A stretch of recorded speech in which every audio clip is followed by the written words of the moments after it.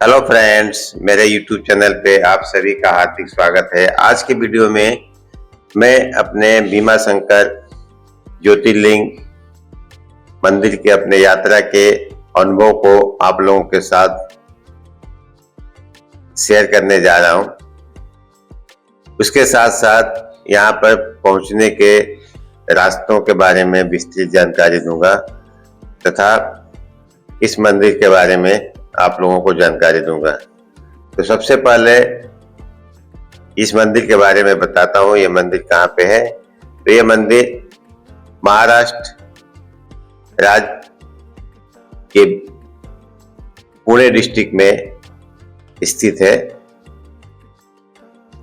यह पश्चिमी घाट के खूबसूरत सह्याद्री पर्वतमाला के जंगलों के बीच में ये मंदिर लगभग 3000 फीट की ऊंचाई पर भीमा शंकर का क्षेत्र बसा हुआ है।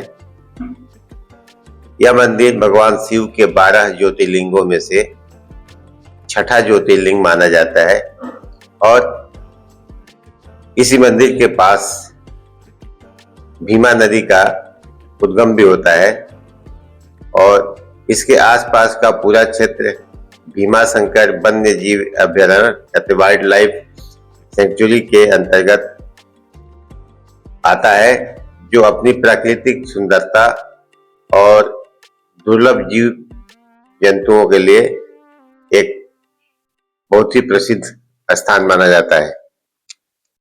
अभी आपको बताऊंगा कि आप इस मंदिर में कैसे कहां से आ सकते हैं। तो महाराष्ट्र में हर जगह से महाराष्ट्र स्टेट गवर्नमेंट की बसें यहाँ तक आती हैं। मुंबई से आएंगे तो कल्याण होते हुए बसें आती हैं। उसके अलावा पुणे से जाएंगे तो पुणे से सिटी के अंदर से लगातार भीमा शंकर के लिए बसें चलती रहती हैं।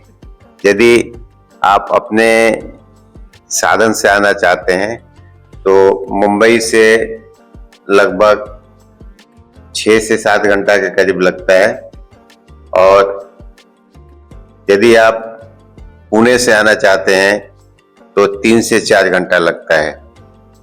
और एक और रास्ता है जो एडवेंचरस रास्ता है, जो जंगलों के बीच से आता है। वो मुंबई के पास स्थित कल्याण से और कर्जत के बीच में नेरल स्टेशन से लोग उतर करके और जंगलों के रास्ते ट्रैक करते हैं, जो 5 से 6 घंटा लगता है। लेकिन वहाँ पे गाइड लेकर ही जाया जा सकता है, क्योंकि वो बिल्कुल वीरान जंगलों वाला इलाका होता है। तो तीसरा रास्ता है कि यदि आप ट्रैक के शौकीन हैं, आप उस रास्ते से भी जा सकते हैं। अपना जो पुणे से भीमा शंकर ज्योतिर्लिंग का सफर है उसका अनुभव आप लोगों के साथ शेयर कर रहा हूँ। तो हम पुणे सिटी से निकले और पुणे सिटी से निकल करके आपको चाकन आना पड़ेगा। चाकन जो चाकन चौक का एरिया है, ये एक इंडस्ट्रियल एरिया है और यहाँ पे बहुत सारा ट्रैफिक का सामना करना पड़ता है। उसके बाद चाकन से निकलने के बाद आपको साधारणतया रास्ता क्लियर मिलेगा और ये NH60 जो नासिक जाता है वो वाला हाईवे है, उसको पकड़ के आप आएंगे राजगुरु नगर, जिसको खेड़ बोलते हैं, वहां तक आएंगे। लगभग 50 किलोमीटर का जो सफर होता है एक हाईवे से है। उसके बाद वहां तक का सड़क आपको अच्छा सड़क मिलेगा। उसके बाद आप लेफ्ट टर्न करेंगे, वहां पे भीमा शंकर का डिस्प्ले किया हुआ है। भीमा शंकर जाने के लिए टर्न करेंगे लेफ्ट साइड में।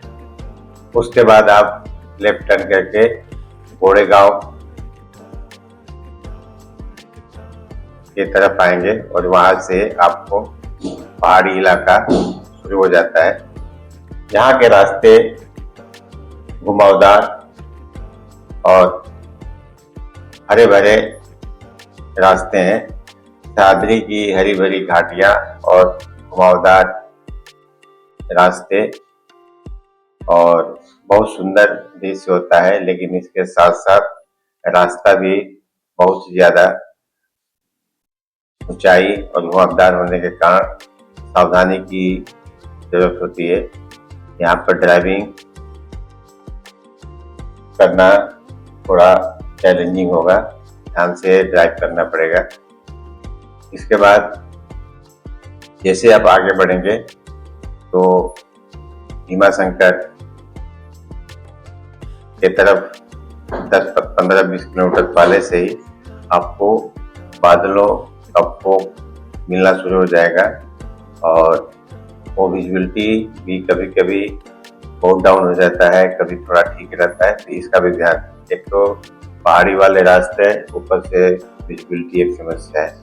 हम यहाँ आकर के MTDC जो महाराष्ट्र गवर्नमेंट का रिसोर्ट है वहाँ पे ठहरे थे, और आप देख सकते हैं यहाँ पर हम लोग आ गए हैं, और यहाँ पे चारों तरफ का दृश्य देखिए। MTDC रिसोर्ट में जो यहाँ पे AC रूम नहीं है, एक चीज है, क्योंकि यहाँ का क्लाइमेट ठंडा होने की वजह से इस रिसोर्ट में आपको बिना AC का रूम मिलेगा। इसके चारों तरफ बहुत सारे होटल्स भी हैं, लेकिन हम लोग यहीं पर ठहरे थे। ये देखिए होटल बहुत बड़े एरिया में है, और खुला जगह है, पार्किंग वगैरह की सुविधा है, हर चीज़ की सुविधा है, खाने की भी सुविधा है, लेकिन AC रूम नहीं है।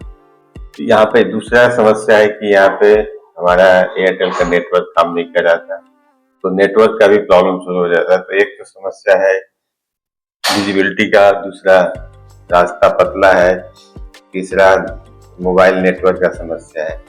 तो हम लोग जो है यहाँ पे रुकने के बाद शाम के आरती के लिए प्लान किए थे, और आरती के लिए गए। तो आगे का मैं आप लोगों को दिखाता हूँ। अभी आप देख सकते हैं हम अब जितनी भी गाड़ियां हैं सब इमरजेंसी लाइट जला के चल रही हैं, शाम का टाइम है। यहाँ जाने के बाद आप यहाँ से भी जो मंदिर के पहले वाले 3 पार्किंग है, पार्किंग 1, 2, 3, तो पार्किंग वाले एरिया तक गाड़ी से जाएंगे, वहाँ पे विजिबिलिटी और भी ज़्यादा कम हो जाती है। अब देख सकते हैं चारों तरफ की विजिबिलिटी कितनी, कभी कभी 1 से 2 मीटर की चीज़ें भी दिखाई नहीं देती है। ये सबसे इम्पोर्टेंट बात है कि आप कभी भी चलते चलते आपको इतना लो विजिबिलिटी हो जाएगा कि आप देख नहीं सकते।